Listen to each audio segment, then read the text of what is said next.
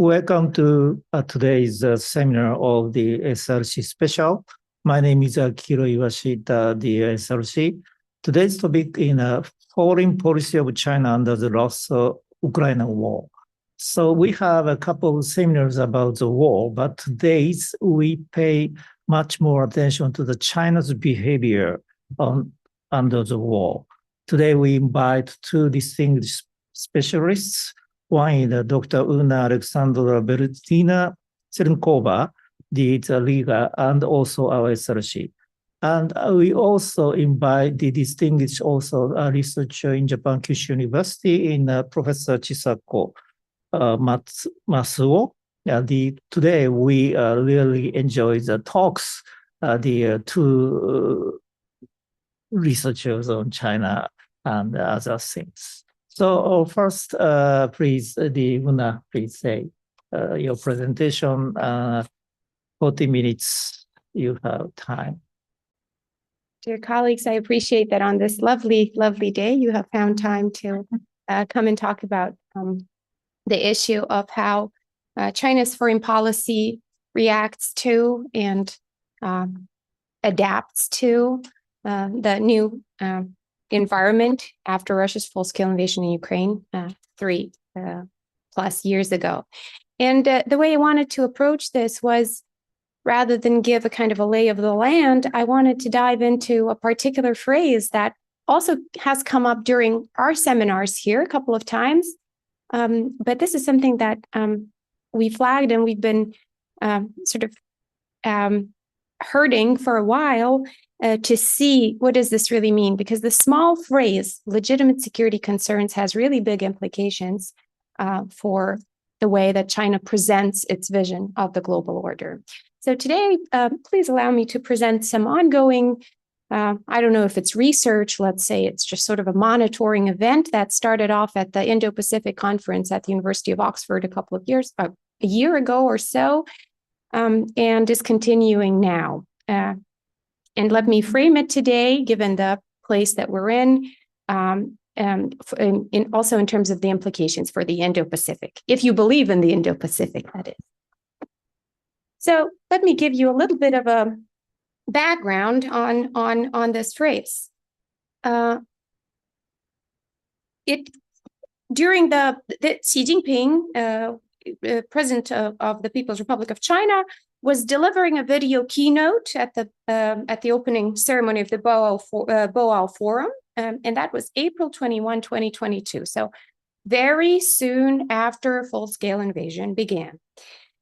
And in this keynote, he called for attaching importance to the legitimate security concerns of all countries. So I have to say that as this is a seminar in China studies, then of course we have to acknowledge that perhaps 各国合理安全关切 would rather be better translated as reasonable security concerns, I guess 合理. But the official Chinese translation in English is legitimate security concerns, which is in itself is interesting. So let us use legitimate security concerns here. And so Xi Jinping says we need to stay committed to taking the legitimate security concerns of all countries seriously. This phrase kind of makes sense, of course. You have to take into account concerns of all partners. But this phrase has appeared as an adage to China's sovereignty above all rhetoric. Now we know that China attaches great importance to sovereignty. It's always the argument when it comes to China's internal affairs. Don't mess with our internal affairs. This is the spirit of non-interference. We are sovereign, and we will decide. We know that the sovereignty China had at one point, in fact, committed to the responsibility to protect principle when it came to Libya, but then that was kind of a blip. And then it ended. So sovereignty above all. And yet here we see that after full-scale invasion, this phrase appears. And what does it then mean? It means that under certain circumstances, if a country is experiencing certain legitimate security concerns, brackets, as Russia was apparently, that's the Chinese approach, it's okay to attack your neighbor. Because, hey, I have my legitimate security concerns. So a very interesting phrase that puts all of China's rhetoric on sovereignty on its head. So very much worth diving into and exploring, we believe. So for today, a couple of guiding questions just to frame our discussion. What then is, if we can find out what would be the legitimate security concerns relations to the sovereignty principle of China, who qualifies? What are the countries or entities that are entitled to legitimate security concerns? Because clearly not everybody qualifies. Russia apparently qualifies. What situations? And this is not a super developed concept, right? Of course, right? We understand that. But what situations then, according to the Chinese official foreign policy discourse, would qualify as calling for evoking legitimate security concerns as pretext for action? And what are the implications in the Indo-Pacific for legitimate security concerns of some countries? Now, where can we trace this back? Initially, we do say that, yes, indeed, the Boao Forum, the BFA, was when Xi Jinping voiced this. But this was not the first time. This was initially used by Qin Gang when he, even earlier in March 2022, so March 18, I believe, so this is even less than a month after the full-scale invasion, he wrote, or he published, so this is 我们在乌克兰问题上的立场 on the question of Ukraine. China's attitude is objective and impartial. It abides by the purposes and principles of the Charter of the United Nations, respects and guarantees the sovereignty and territorial integrity of all countries, including Ukraine, and takes into account the legitimate security concerns of all countries and supports all efforts conducive to the peaceful resolution of the crisis. So this is the first articulation of legitimate security concerns. And when we saw an articulation like this, we always kind of thought, we always think, my team and I, and this is kind of a quest that I've been on, when is it going to show up again? Is it going to be elevated? Is it going to be codified in the media? What's going to happen? And then in 2023, China's 12-point position on Ukraine comes out.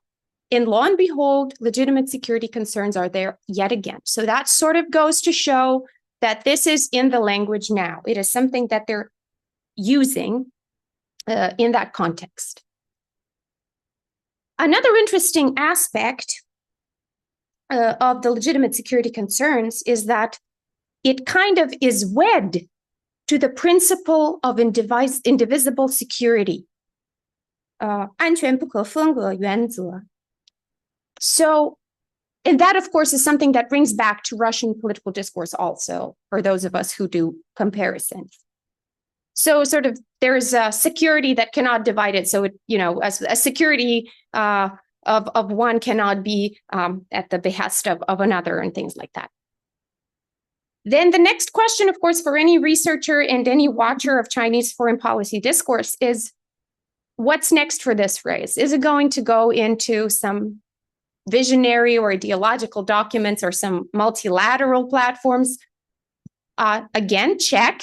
2 days ago, we discussed China's initiatives, and we see that this phrase is also integrated in the Global Security Initiative. So again, doubling down on this wording. And also, there is a joint statement, and since then there have been many, I will have some examples down the road, where Russia very strongly, no surprise there, endorses the idea that legitimate security concerns are a real thing, and they can prompt, because obviously this is worded to explain away Russia's attack, that if there are legitimate security concerns felt by a party, you can act on them. And the sovereignty principle is kind of being is there, but this is mentioned as something that's legitimate.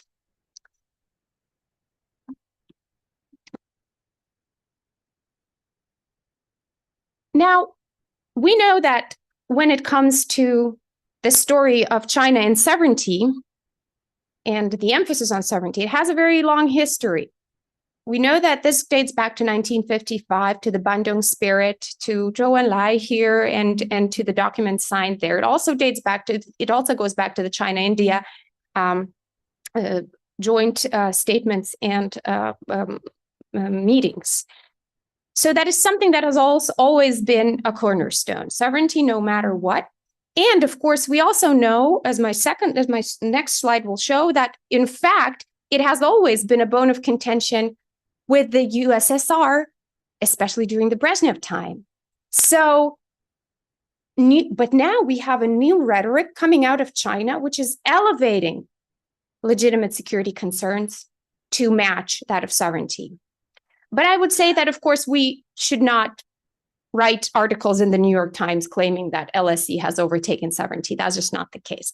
What seems to be the case, however, is that China is using this, of course, to give Russia a free pass, and possibly also uses this to justify a niche, to carve out the niche for itself, a broader international role, China as a mediator. So China that understands that not everything is black and white, sometimes you just gotta attack Ukraine, those kinds of things. But of course, nowhere here am I making the claim that it is on par with sovereignty in Chinese official documents. It just kind of appeared, but it is very much, it is very challenging, in fact, because as I mentioned, that is the epitome of the Brezhnev doctrine. If somebody's not being a good socialist, you got to attack him. So sovereignty only goes as far as you're doing what we kind of agreed on, right? And of course, we know that the Dubček story, and we know how the Czechoslovakian example shocked Beijing, truly shocked Beijing. Not just because there were already bad blood between the two, but because it kind of, are we next? Or are you going to attack us now for not abiding by your version of socialism? And so the idea that you can justify interventions under a certain duty, be it socialist, be it some other, be it under your concerns of security, has always been the antithesis, sorry, not a native speaker, antithesis. No, I'm not going to nail it. The other thing on the spectrum than sovereignty. And now we see them in the same documents, which is weird. And of course, the fact that China was so strongly opposed to the Brezhnev doctrine, well, the idea that you can reach out and sort of set your lost brothers back on the path of socialism by military intervention, no less, has always dictated, has always been at the back of the mind of the Chinese cautious approach to international security in general. Now, let me just remind you that why was Czechoslovakia such a big challenge, such a big shocker for Beijing? Because Dubček, up until that time, yes, when 1956 happened and the crushing in Hungary happened, already the deterioration of the relationship between the Soviet Union and the PRC was underway, but still it wasn't as pronounced, and it kind of didn't feel as strong. Beijing didn't react as strongly. But in 1968, when the Soviet Union felt that it needed to provide an ideological and theoretical justification, Beijing didn't buy it, because Dubček, up until then, had always been praised as a good socialist, as a good comrade, as a good partner, as a good neighbor. And then, you just go and do what you. The picture, of course, is from there. And of course, Beijing ridiculed a Pravda newspaper article. We probably, many of us have read it, Sovereignty and International Duties of Socialist Countries, saying that there is a duty to international socialism, which is wider than national sovereignty. And it's very interesting that now, today, in fact, Beijing is kind of making a similar claim on behalf of Russia, not about socialism anymore, but. So let us look a little bit about the legitimate security concerns in practice and in the case of Ukraine. When we're reading these documents, we see that they're trying hard to introduce a balance between sovereignty of all, so kind of we support sovereignty of Ukraine, but also immediately mentioning legitimate security concerns and indivisible security. So kind of both are there. And the interesting thing about Qinggang quote, which isn't true anymore for Xi Jinping quote, was that he talks about both Ukraine and Russian sovereignty, but also recognizes legitimate security concerns. Another thing that I feel that LSC is helpful for China is that it is very strongly used to oppose NATO, quote unquote, expansion, enlargement. So when Sweden and Finland joined NATO, we saw that in the Chinese information space, including in the publications meant for overseas Chinese, there was a story of how this aggravates legitimate security concerns and how Russia is being pushed to a wall here. So at that point in time, we're tracking that this kind of becomes a proxy anti-NATO, anti-US argument. It's more than just Russia and Ukraine. And the fact that it's not isolated. So we know that in Chinese foreign policy discourse, there are some phrases that only inhibit a small portion of the conversation somewhere. We only use this phrase here. In this case, it's kind of growing. It's adopted, like I said, in the Global Security Initiative. It is being introduced into Shanghai Cooperation Organization documents, which again is interesting given, the Central Asian members and other members who are not necessarily happy with the fact that Russia can have legitimate security concerns on their behalf. And we see it, of course, in other multilateral fora. We see it in the UN. When it hits the UN, you know that China's kind of committed to something. And this is a more recent one. This is the much discussed joint statement, something that Professor Iwashita also had printed out when I just arrived here. And we were discussing the different texts and in different languages of the joint statement. And here we see a more expanded version that Xi Jinping and Vladimir Putin both signed. And here we're already talking about the legitimate security interests and concerns. So it's kind of growing. It's not just concerns, it's you have to acknowledge my interests as well, right? So it's 安全利益和关切, not just 关切 anymore. And of course, this joint statement immediately also contains the Russian side highly appreciating China's objective and impartial position on Ukraine. Now, let's talk a little bit about what does this mean for this region, and does it mean anything? Interesting things here.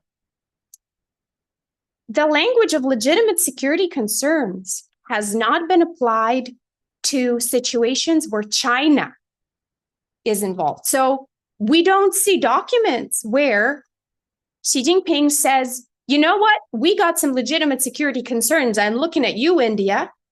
None of that. It's only in the third person. It's about Russia. It's about somebody else's concerns. So we don't see that. Yeah, maybe it's going to happen. Maybe it's not going to happen. So it may serve as a future framing tool for a contingency scenario in the Indo-Pacific when it comes to China. We also see that it's being case tested. I have a few examples, or maybe one or two down the road. And it's being applied, but at the same time, we see that it's the concept is, as always, very flexible. So it has diplomatic flexibility. It's what you put first. If you talk about sovereignty first, or do you start with legitimate security concerns, and also super ambiguous. Now, let me give you a few examples of how this concept that initially was absolutely tailored to deal with the very uncomfortable situation that Russia's attack put China in, how it has grown.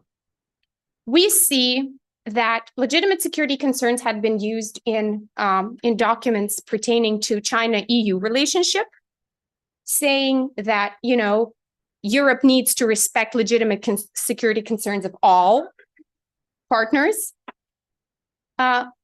We see it being used already in the Korean Peninsula, again, referring to the conflict there and to the issues there.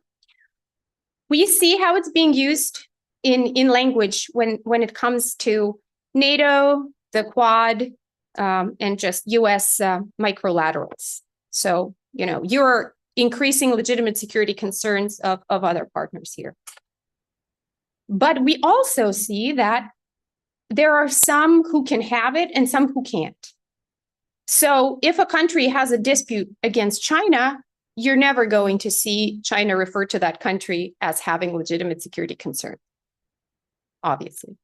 So it's kind of not a principle that they're trying to introduce, but I would still say it's a rhetoric device. Now, in case of Japan, it's almost been, well, I say they're always ambiguous. I really believe that, because in this case, we had a statement from the head of the information office, Mao Ning, the spokesperson, and she reacted during a press conference to the conversation about the Tomahawk sales to Japan. And so she says, for historical reasons, Japan's military security trends have always been of great concern to the international community and neighboring Asian countries. The United States and Japan should respect the security concerns of Asian countries. So she's not saying necessarily China, but she's saying kind of wider, and be prudent in their words and actions in the field of military security. So not the full phrase, not the full extended phrase, but certainly a signaling that this is something, a principle that we're applying here.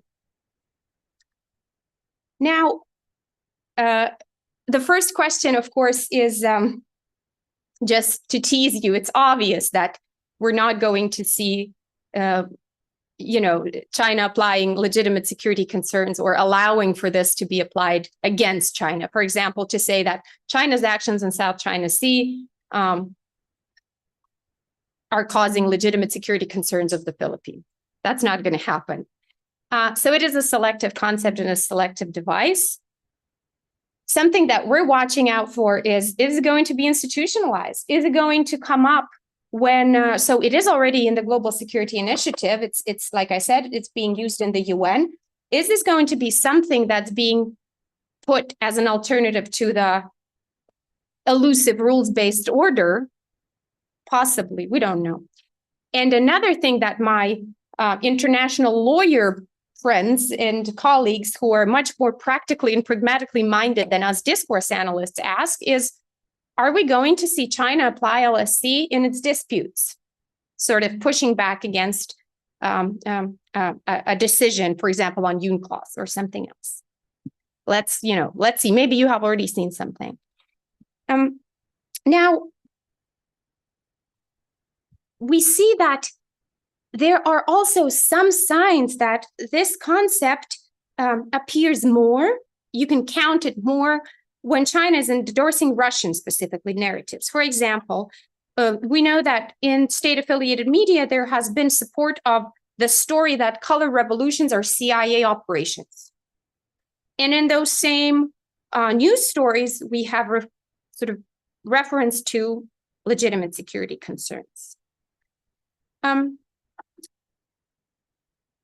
And another thing that I find really interesting is that even though Shanghai Cooperation Organization has started adopting this language, it is spoken of a little bit differently, perhaps out of fear of alienating Central Asian partners.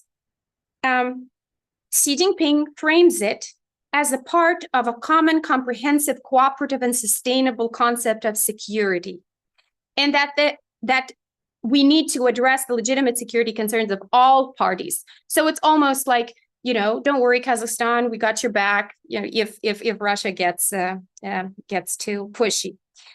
And they also, what I found specifically very interesting is that they're framing it as a non-traditional security challenge. So we are now in new waters. Many documents begin like this. So what the narrative is, we are in uncharted waters. The world has changed. We need a new set of rules.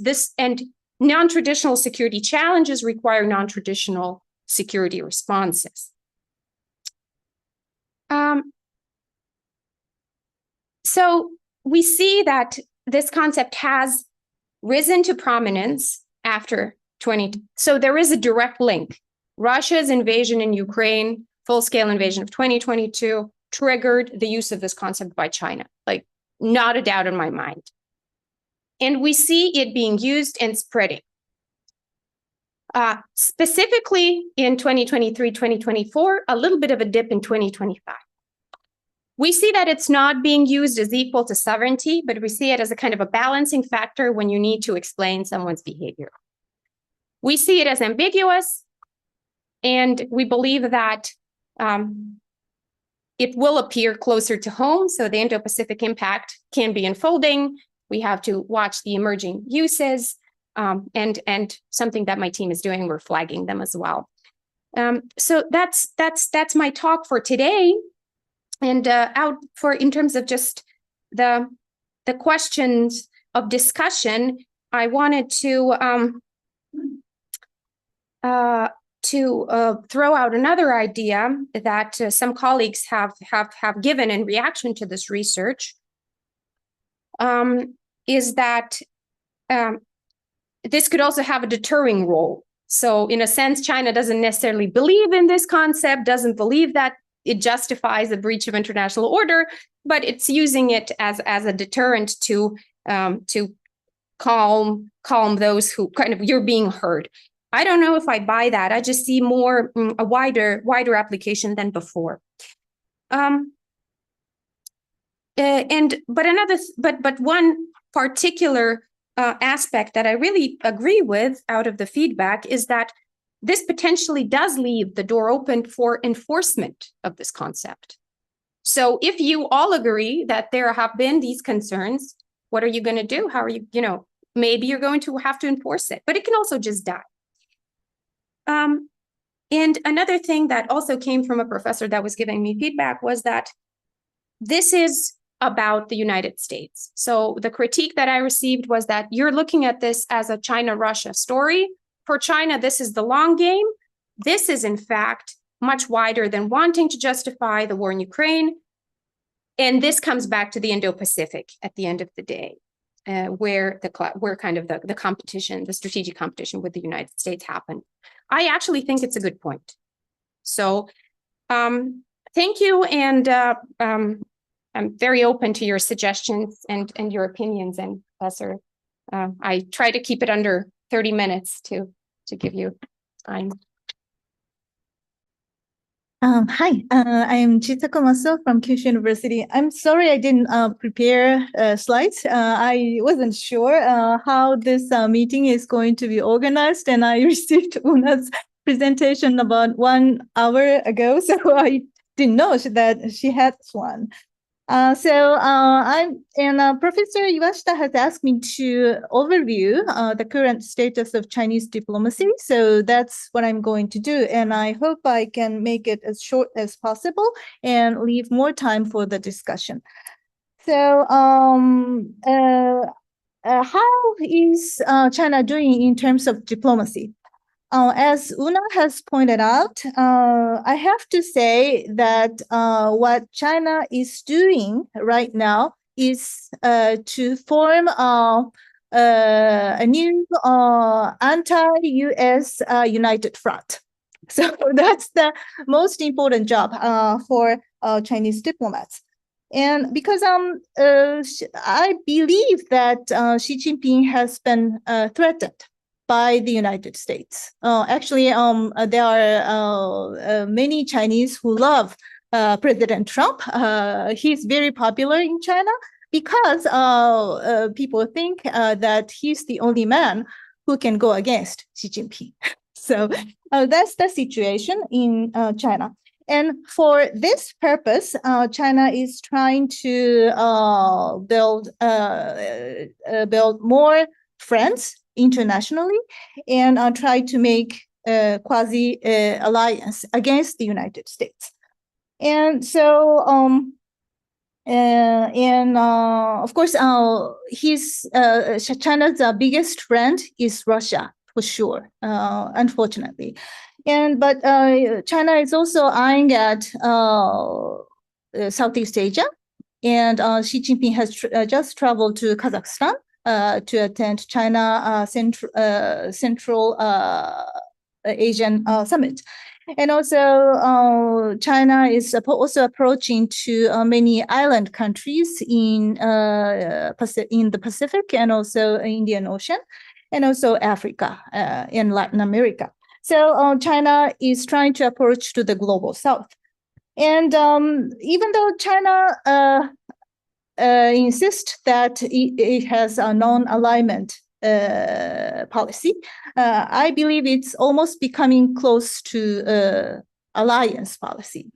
And China has prioritized the security area over other areas, including economics. And so what was shocking recently about Chinese diplomacy was that Xi Jinping traveled to Moscow and attended the military parade made by Putin, who is invading Russia. So even though Chinese diplomats may deny, but it is actually the action to support Russia's military action against Ukraine. Just before the start of the Ukrainian war in 2022, I believe that many people still remember that the China-Russian relationship is historically at the best period, right? But actually, since the start of Russia's invasion against Ukraine, the bilateral relationship got even better. So in 2022, just in February, just before Russia's invasion against Ukraine, the bilateral joint statement between the two countries had a little less than 7,500 words. But now, this time, the two countries released 3 joint statements. And in total, it has a little less than 20,000 words. So, and if you read those joint statements, you cannot really find the area that the two countries do not collaborate. So the relationship got much dense and stronger. So, and as Una has pointed out, the two countries are basically arguing that the justice is on their side, and we are legitimate and peaceful in those joint statements. So I think it's very difficult for China, for us to understand why China is doing to that extreme, because everybody knows that Russia is invading Ukraine, and since China hasn't started any invasion, for example, to Taiwan, it doesn't look to be very rational for China to support Russia to that extreme, right? But it does. So I think it's because Xi Jinping strongly believes that Russia is the only country who is so reliable for China to go against the United States. So, as Una has pointed out, China has been using a lot of our socialist rhetoric recently. By the way, I think in the Czechoslovakian case, China criticized Soviet Union in 1968. But actually, when Soviet Union, sent the military to Hungary in 1956, it is now we know that it was China who, basically asked Soviet Union to do so. So China's, use of principles is very unstable, and it all depends on the situation. Recently, China has been calling for the familyhood in many occasions. China is trying. Well, when they have for example, SCO meetings, they propose this SCO family. And then when they have BRICS, they call for BRICS. Family feelings. So, this is forming a family. But this idea has come from the socialist history. So somehow, I think many China watchers have been, trying to analyze the current situations based on the rhetoric or the experiences we had we have seen in 60s and 70s. Interestingly, so because at that time, I don't remember because that was before I was born. But I was born in 70s, honestly. So, but I do not remember. But at that time, China was so much against Soviet Union, and all the diplomatic alignment was based on this consideration. So, because China disliked Soviet Union so much, then Mao Zedong decided to gradually normalize relationship with the United States, and then approach to Japan and Western Europe, right? And that was called United Front Strategy. Anti-Soviet United Front Strategy, International United Front Strategy in an accurate sense. So at that time, it was China. China, no matter how its ideology was, China tried to legitimize its actions against the Soviet Union. And it's basically what China is doing against the United States right now. So today, in China's eyes, all the parties who is against the United States is legitimate and also peaceful and just. It's a very simple logic. And in this picture, I think the positioning of Japan, Western Europe, and also India are so unstable because China is considering all the issues based on this anti-US strategy, and Xi Jinping also prioritized security issues. And in this respect, logically saying, economically, for example, China can have some collaboration with Western Europe in terms of economic issues, right? Like trade issues. But because it's anti-US attitude is too strong, Xi Jinping has been traveling to Moscow to attend such a military parade. No Western leaders want to approach China. to make better friends with such a country.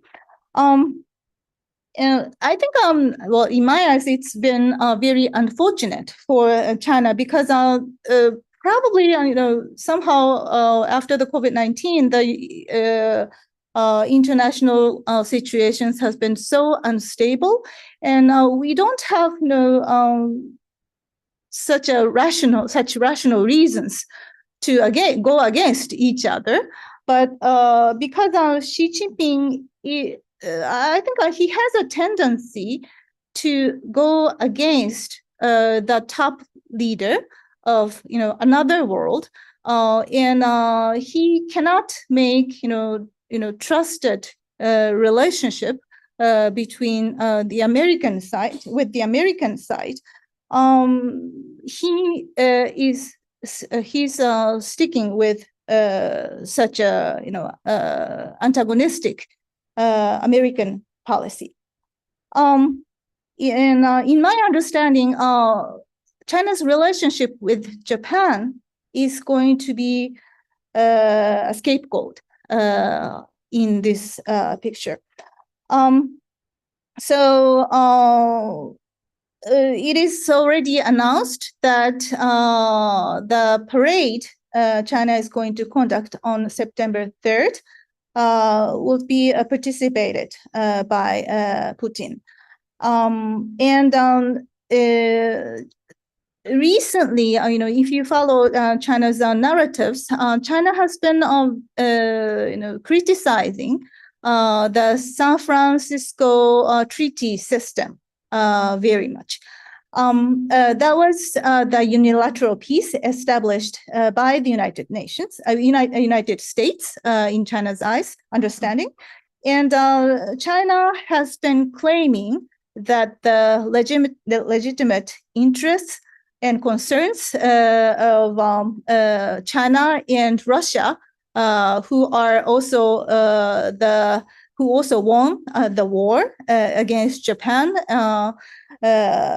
had more. Their respects should be, reflected in the international order.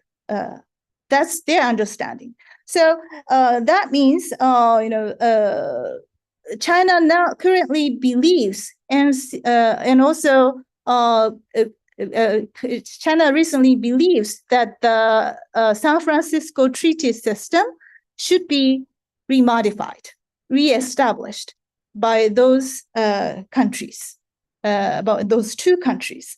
I think this. Well, so it's of course this is the logic China has been creating, but also it is also reflected in the Chinese actions. In the last few years, China, based on Xi Jinping's particular personal view, we've seen a lot of Chinese activists in Okinawa because it sounds like Xi Jinping believes that Okinawa should not be a part of Japan after the war, but it hasn't been a very official position of China yet. But obviously, China believes, or Xi Jinping believes, that the Pacific should be divided by the two sides. And Taiwan, of course, should be ruled by China, unified with China.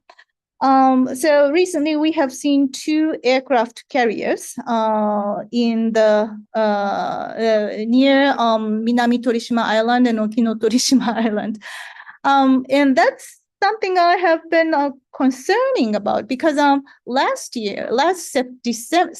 December, China has announced that its state-owned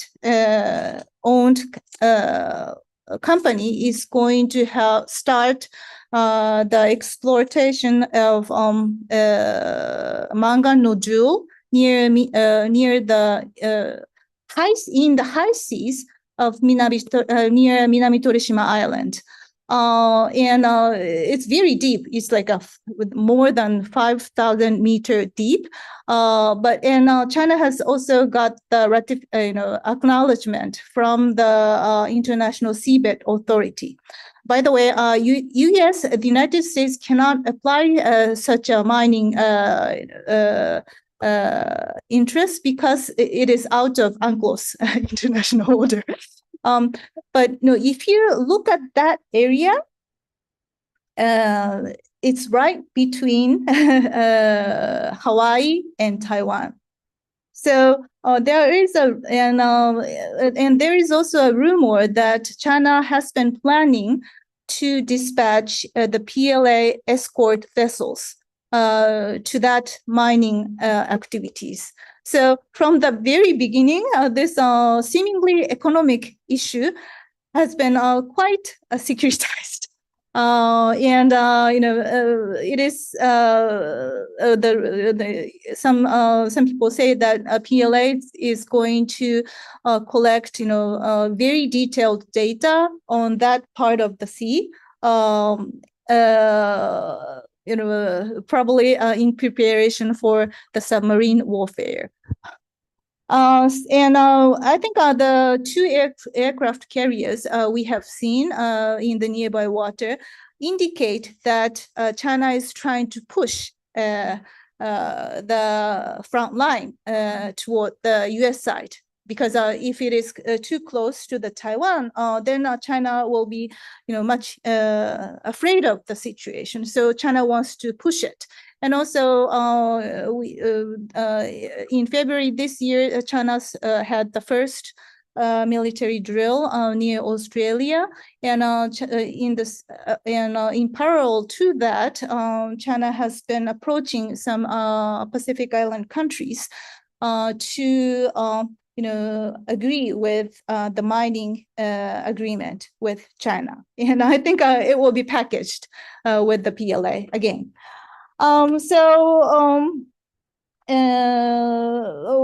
In Japan, people have been very concerned about China's recent invasion to the Japanese territorial air near Senkaku Islands.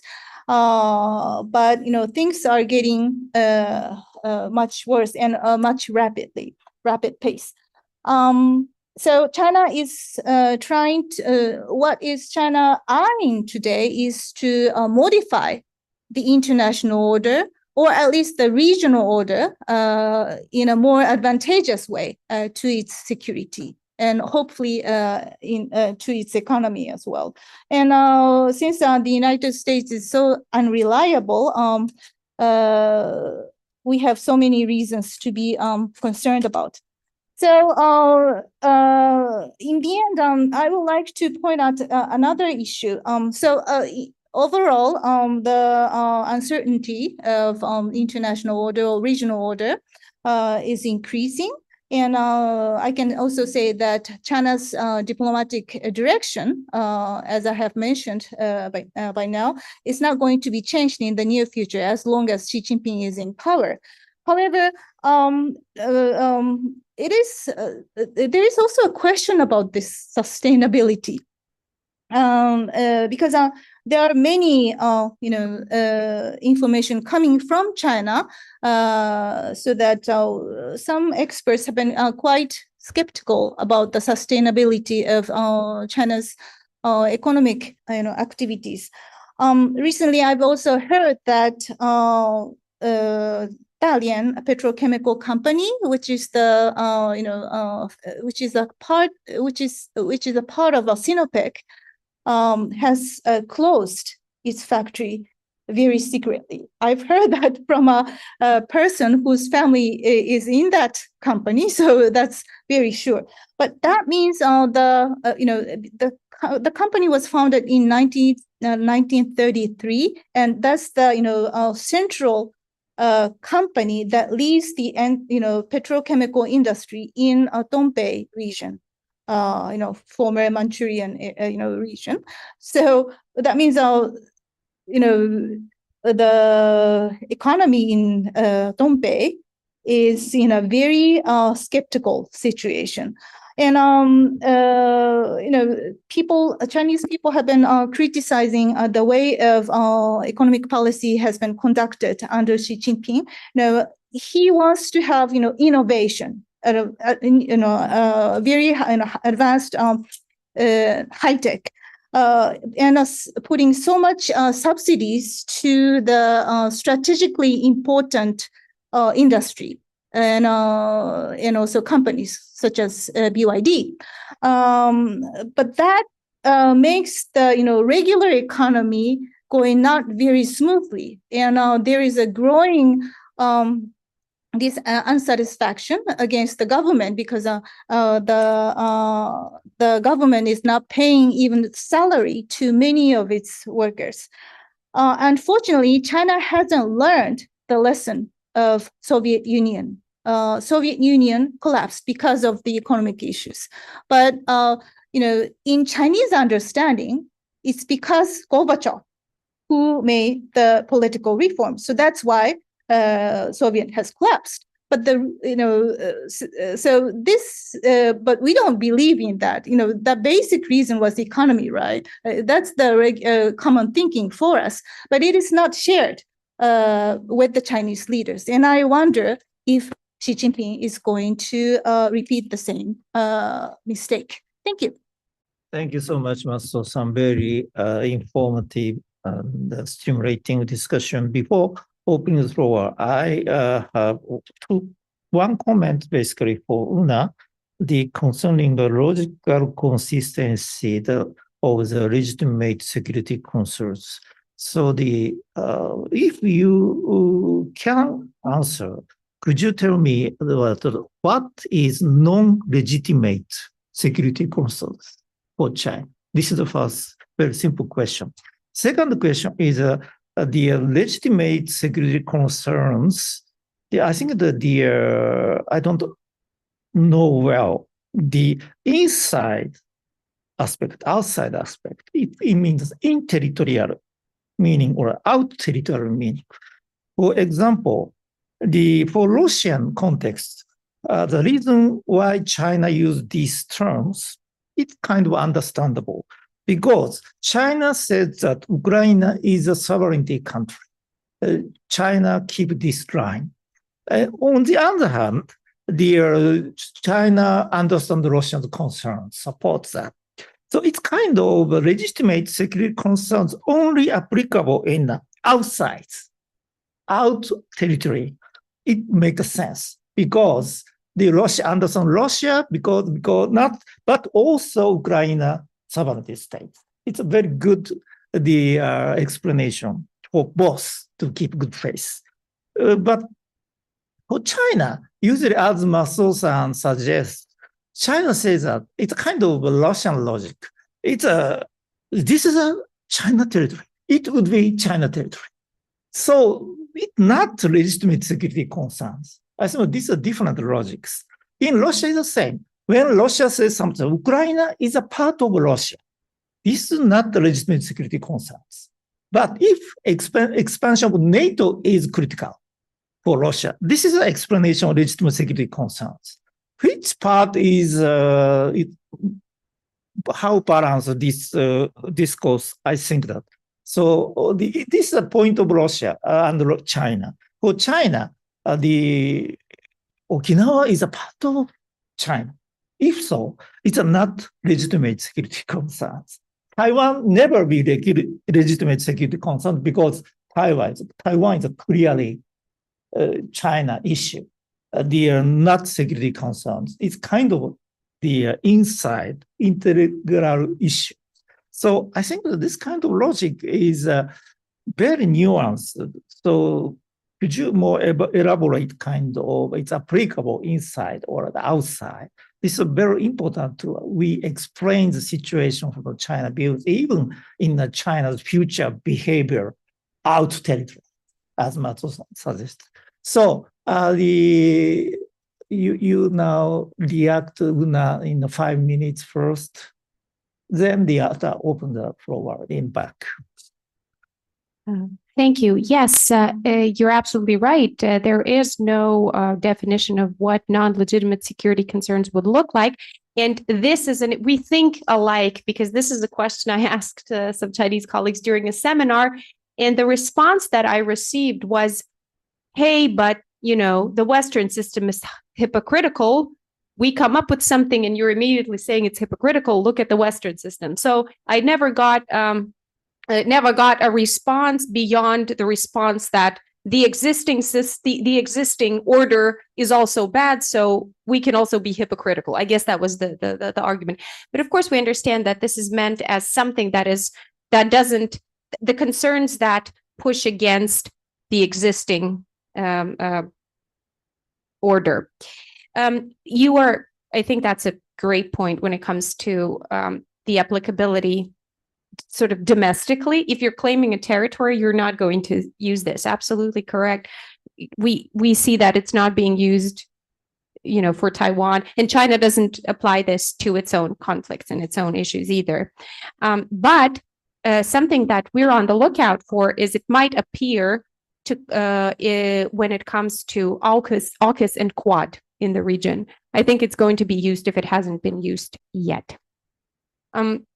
So it's certainly an outer territory meaning. And then in that case, you could also argue, you can apply it to Taiwan. You can say, hey, it's these outside players, the United States, through their minilaterals, through their security architecture, are fueling tensions with our province and are creating legitimate security concerns for us to address. It's possible, but this is a scenario that hasn't happened.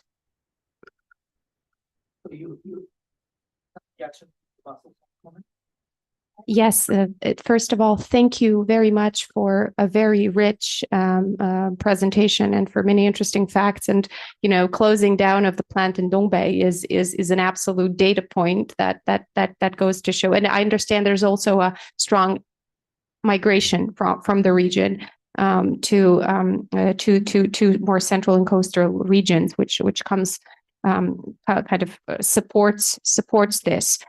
It's very interesting how you referred to the socialist discourse that's being used, and it's certainly something that we're seeing too. We are seeing the sort of interdiscursivity between liberal, you even have neoliberal discourse in Xi Jinping's China. It's being used in poverty alleviation. It's like, get a hold of yourself, you have to get yourself out of poverty. It's not the country's, so that's not socialist, right? But at the same time, when it comes to the examples that you raised, and especially so when it comes to foreign policy, we see a lot of throwbacks to that socialist wording.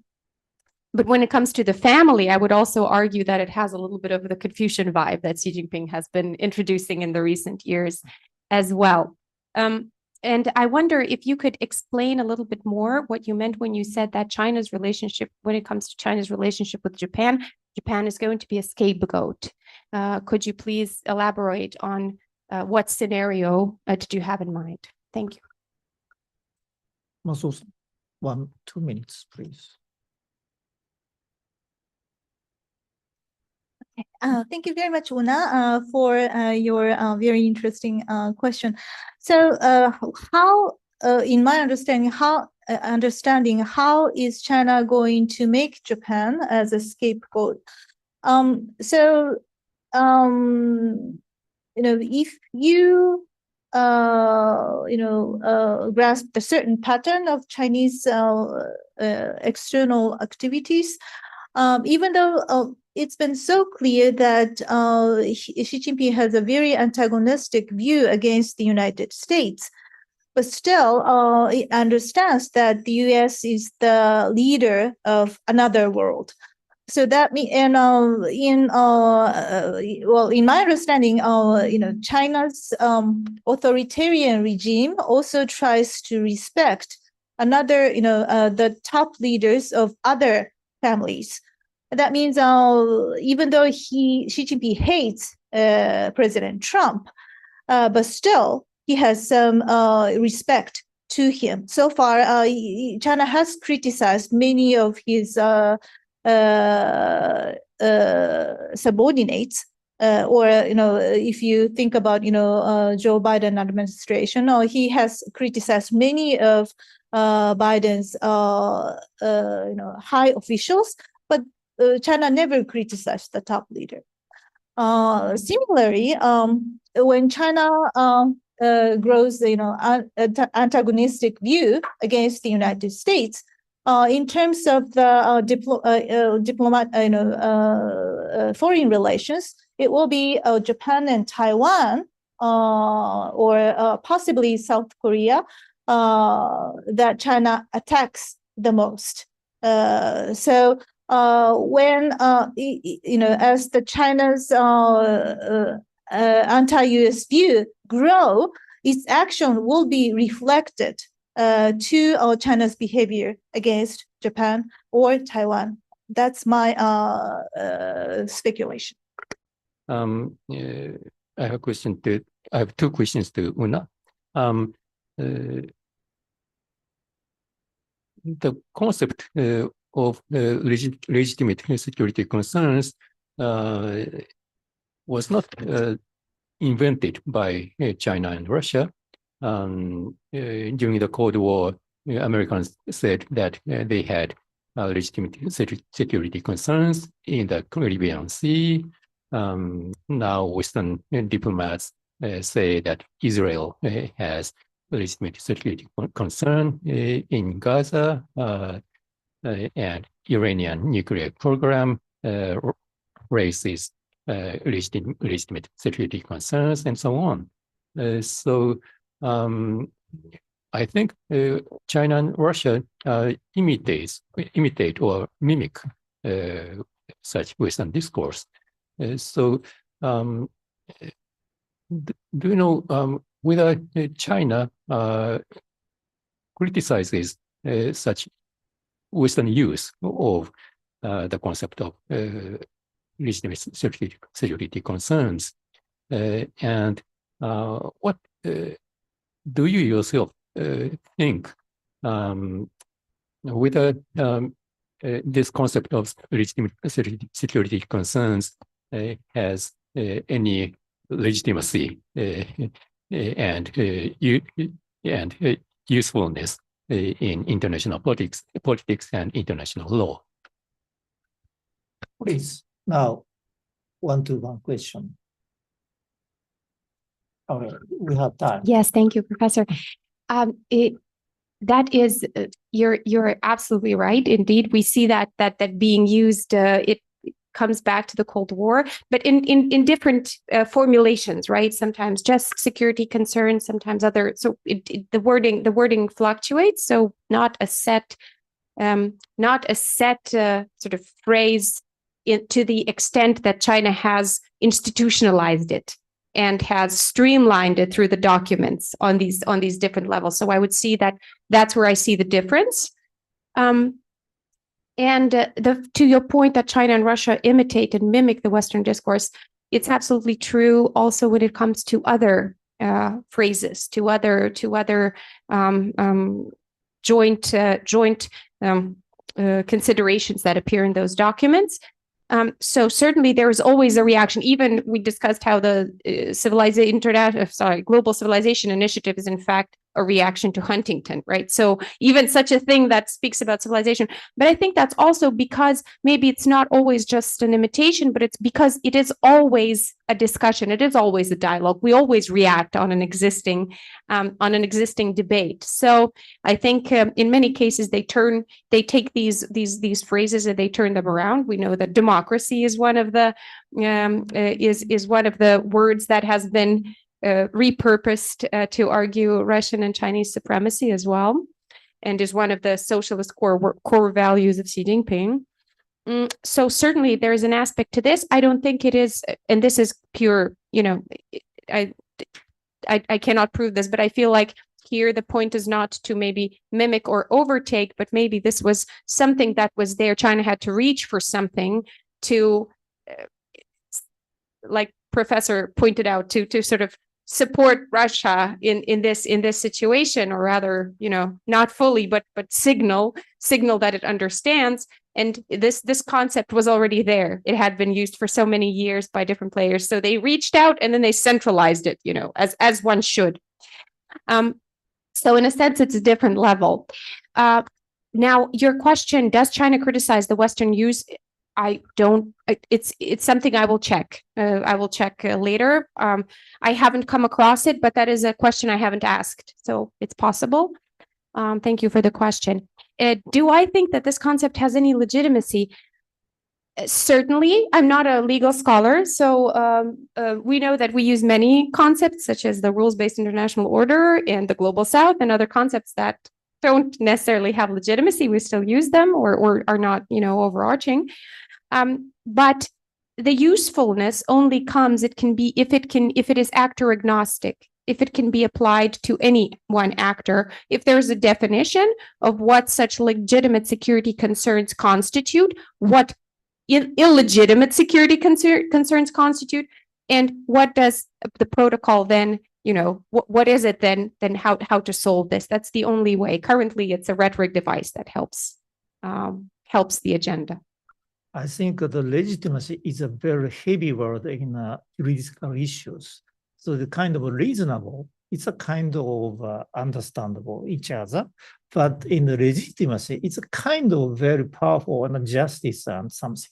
I think that China is thinking of making a new order norms, I guess. What do you think about that? You agree? Certainly, again, this little nuance is that they're using the word legitimate in translations. Shows that this is the effect they're going for. But of course, I hadn't thought about it. It's just maybe because it's already out there, legitimate security concerns, but just feel that, not reasonable, which would be perhaps a better translation. Because non-legitimate, the regime unacceptable. Therefore, non-legitimate security concerns unacceptable for China, probably. So, please. Thank you very much for both speakers. It was really very interesting and enlightening. I have a question, but first I will react to the exchange between you two. I was thinking about those concepts like democracy or the right to protect that Russia actually is using when dealing with Russian speakers, not just in Ukraine but in the Baltic states as well, or security concerns. How those concepts are kind of being misused, and I just feel that the danger of those concepts being applied and kind of normalized in the context of Russia or China is much greater, not just to say that we have a democracy, but to fill in with them with some kind of perverted content and then, sort of discredit those concepts. Because if we say that Russia is democratic, we had this discussion, 2 days ago, or that China is democratic, meaning to somehow discredit the concept of democracy altogether. So whether you see this danger as kind of much greater by kind of diluting those concepts of whatever they meant initially, although we know that kind of democracy is also a very adaptable term, perhaps. But I have another question about this legitimate security concerns. I was also thinking about this kind of precedence and how it's being used in different contexts. Can you see it already being applied to, for example, to Iran-Israel case, or does China only apply this when it is about its allies? Do you see that it's actually becoming rhetoric, not just when China is concerned, but other, conflicts or kind of wars that do not involve China? I mean, I understood from your talk that it's a no-go for those interests of China, but in other kind of bilateral conflicts or wars. And another perhaps question to the concept, can you see it being used retroactively to add weight to this concept? For instance, to explaining what happened in the past, or is it just goes from 2022 onwards? And why I'm asking this is because Putin often uses this Kosovo example to legitimize his actions in Ukraine. So do we see this retrospective, use or kind of reference to whatever happened in the past to give weight to the concept and to, application of this concept? Sorry for so many questions.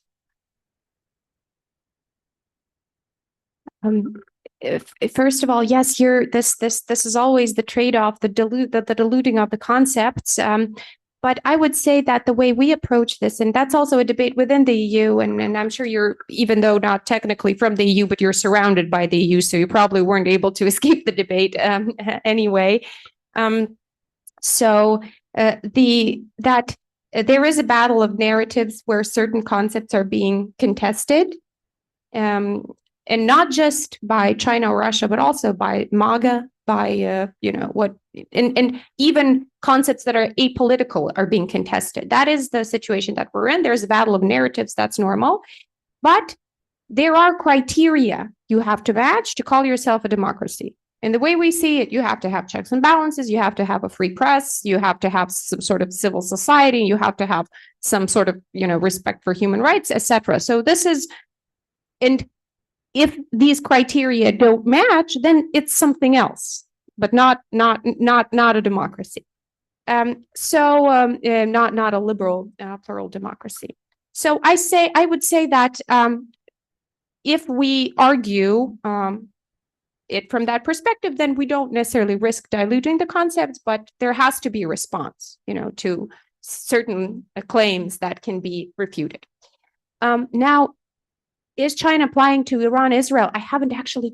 I tried looking it up. I haven't found it yet, but I think it could be. It is a good case to watch because China applies this when it positions itself as an intermediary. When others are concerned, we have to keep all legitimate security concerns of all parties in mind. So I think this is a very good test case where this could appear. Because China is gunning for that role of the intermediary, the kind of the bringing together and conflict solving body. And can you see it being used retroactively to add weight is a great research question. I don't have an answer to that, but I'm adding it to the pile of things I have to check. So thank you. Thank you for the event. Una, I want to begin from something you said, which was your sort of the contrast of the Soviet and Chinese positions in the 1960s, where you have sovereignty on the one hand and you have socialist solidarity on the other. And the denial of sovereignty from Brezhnev requires an appeal to common values. So this appeal to common values is what allows sovereignty then to be overcome. And then both of you spoke about a shift post-2022. So Professor Masuo, you spoke about China moving more towards an anti-American alliance. Una, you spoke about the appearance of this idea of legitimate, or the language of legitimate security concerns. And I wonder if we can connect those two shifts. Because while on the one hand, the Chinese position is that both Ukraine and Russia are entitled to sovereignty and legitimate security concerns, I think there's a hierarchy in the Chinese mind. And so on the question of what is legitimate, what is reasonable, however we translate that phrase in terms of a security concern, it seems that the idea of legitimacy, the idea of reasonable, appeals to common values in the way that Brezhnev appealed to socialism. And so is there any evidence that what makes a security concern legitimate, what makes a security concern reasonable, is that it's anti-American? It's part of this shared set of values, which is the anti-American alliance that China is trying to build.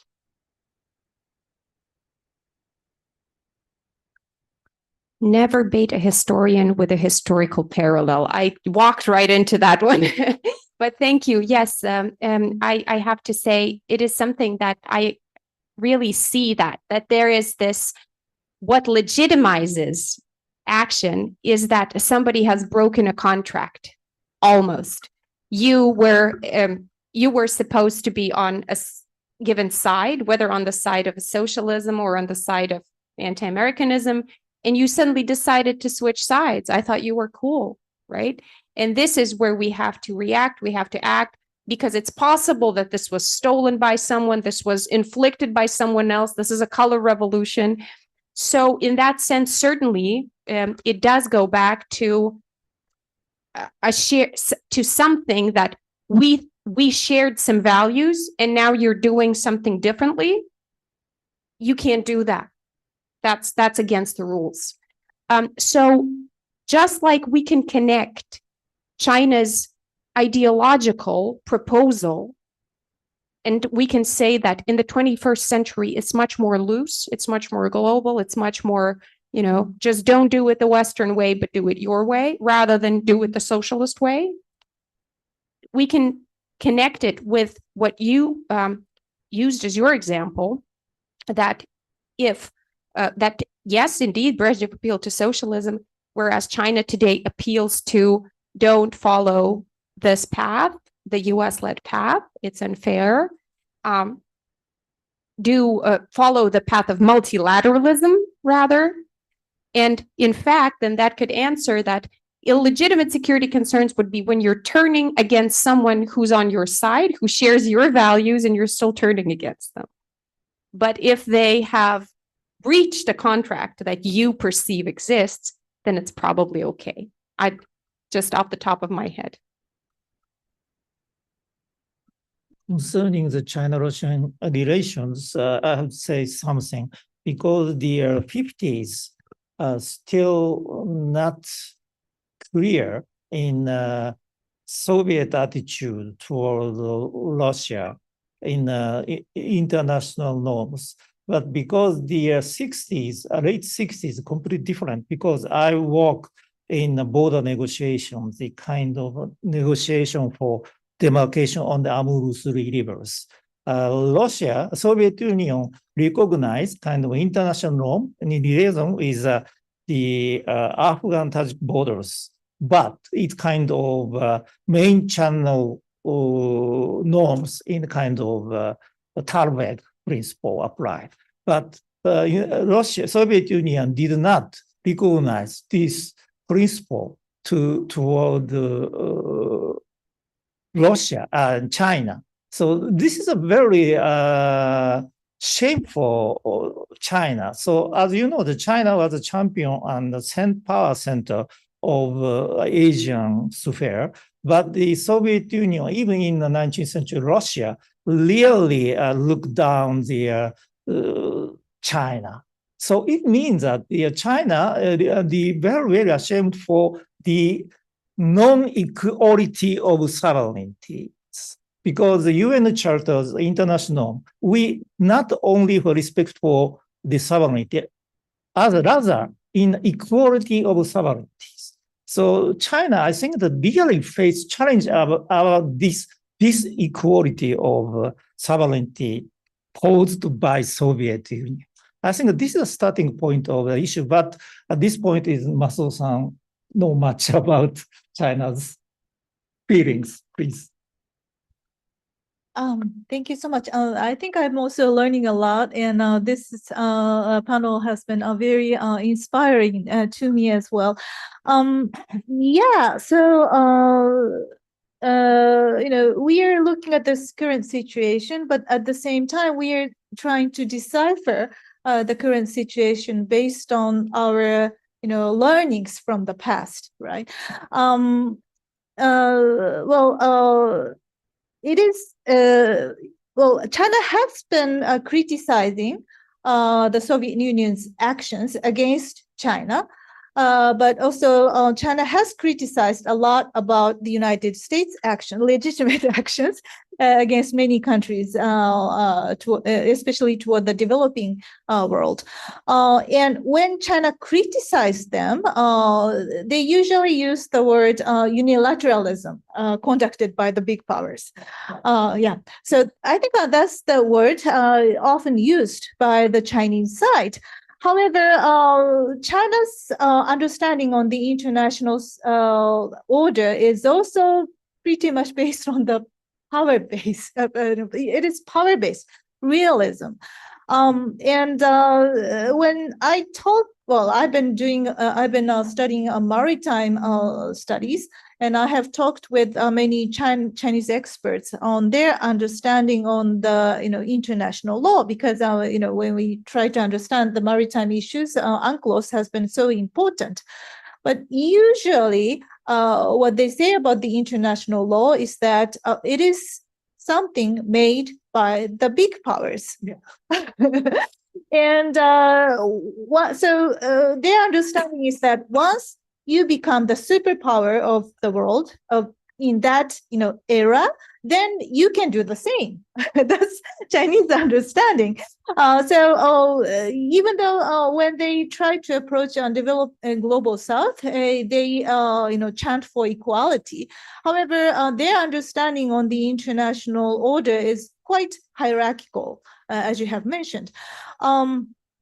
So China is trying to legitimize Russian behaviors or their friends' behaviors, as long as they fit, they support China's positions in the international order. So that's the principle. But at the same time, this, how does China try to justify such a behavior? As Una has mentioned, probably it's still, the narratives has been still fluctuating, and it hasn't reached a very stable position yet. But I think China has been trying to lay some sort of foundation. Like, in the past, they used socialist solidarity, but nowadays I take a note that China often calls SCO spirit as the international common goods. Spirit as goods. That's very confusing, but in China's understanding, is the common goods, because SCO spirit, or I think Xi Jinping, when he traveled to Kazakhstan, he also called for China as Central Asia spirit. It's about spirit. China has been supporting those, something something we cannot see as the base foundation for the common values that China shares with the friends and friends and allies, and probably China will try to name it in the near future instead of using all the socialist solidarity. But it is like a homework for the Chinese diplomats at the moment, as far as I understand. Thanks. Yeah. I also wonder the spirits. I think vodka Baijiu collaboration. Okay, last question. Thank you. I'm a person see this world as a kind of collapse of the American liberal empire. And so the question is, what can stop? What can stop Russia and China pursuing their own their security interests? And America cannot, and America tried to make a deal. It will not stop the Russia and China pursuing their own interests, and unfortunately, in the 1990s, particularly 90s and early 2000, what the West did to infringe on sovereignty is so serious that, and we are now looking at the Israel and Iran. So this morality itself is lost. This Western order. International. So it is very, in that sense, it's very reasonable that the China, given that colonial legacy, of course we would like to undo this colonial legacy and create a new ones, kind of just for justice for the former subjugated people. So, and in that sense, so no one stopped, and this legitimacy of this kind of a former liberal global order is lost. So what stopped? What can stop their own kind of selfish pursuit of their own interests? What can stop? So what the kind of a system could be? It's a big challenge question, but we tried 2 minutes each.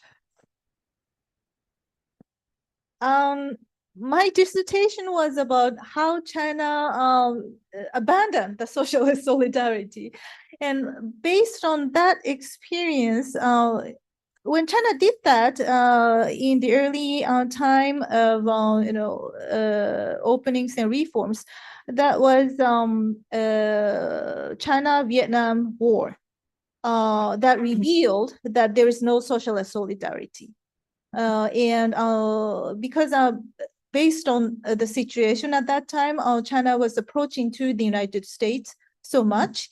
But then the United States also tried to back up Taiwan by providing weapons to the island. So the China-Vietnam War was a shocking event for the socialist solidarity. But then China's quasi-alignment with the United States was faced with a huge challenge in relation to China's 核心利益 or core interest over Taiwan. So if a situation, similar situation that attacks China's core interests, well, I wonder how it is how that relates to this China's legitimate security concerns. But if Russian behavior in any ways contradicts with China's interests, then China will stop supporting Russia. Hold on. One word.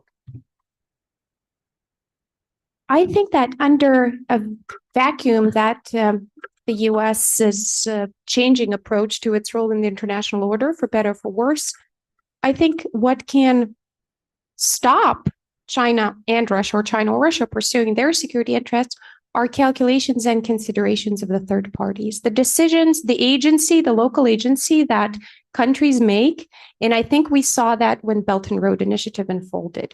We saw how, at the end of the day, in many projects, local considerations won out, and there was an understanding that this is just not a good deal. So in a world of deals, it's what's going to stop them is the fact that the deals they're offering are not exceptionally good.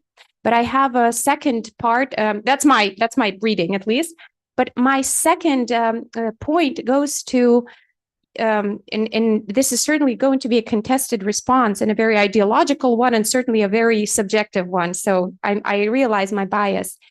But I would push back against the feeling that the morality, that the legitimacy of the Western system is lost. We've been polling as part of a large international project, global views on China and benchmarking them against global views of other global players. And indeed, we see positive and neutral views of China increasing in many regions of the world in G77, but we do see that the US is taking a bit of a dip, but we don't necessarily see that the West as a concept, that liberal democracy as a concept is taking a dip. So I think the audiences are able to still see some merit. And to take this to my region, I would say that sometimes the proof of pudding is in the eating. We came out of a system that was quite restrictive, not just on the political, but on the level of the individual achievement. If you are an ambitious young person and you're born in the 70s in the Soviet Union, good luck, you know? So we saw both systems, and we see that the other system, the one that we are in now, has its issues, but delivers on that ambition, delivers on your freedom. So in that sense, we see that when you compare not all systems in the world are created equal. And I think that is going to hurt China in the long run and its international standing. Okay, thank you so much. Now the big hand joining Una-san and the Masuo-san. Thank you so much for sharing the time.